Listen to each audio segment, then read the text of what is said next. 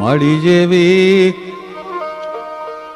ગોગલી રાત અંધારી એમાં કાલ કાજે કાજલ ઘોળ્યા રે જી અને મારી જેણે એ નવલખ આંખડીયું ગાંજી તાર લીજે લોસન બીડ્યા રે જી.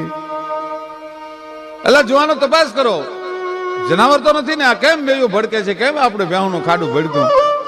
પણ કાળા અંધારામાં કાળો ધાબળો ઓઢી અને એક વ્યક્તિ ઝાડના થડ પાસે બેઠો છે અને ક્યારેક ક્યારેક પોતાનો પગ છે એ હલે છે અને પગ હલતા પગ અને કાળો ધાબળો અને કાળી રાત એ જોઈને આજ મેયું ભડકે છે, ભેહું ભડકે છે. મારી કોઈ નથી પણ કોઈ એક માણસ બેઠો છે થડ પાસે અને કાળો ધાબળો ઓઢ્યો છે ને એને એટલે કે કોણ છે, કોઈ દુખિયારું કોણ, અત્યારે રાતે કોણ છે?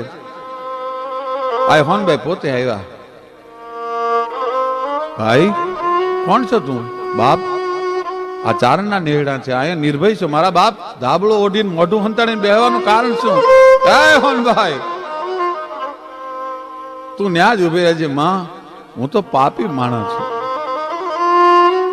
ભુંગર ગામનો હમીર લુણિયા નામનો ચારણ, હમીર અને હામત બે ભાઈઓ.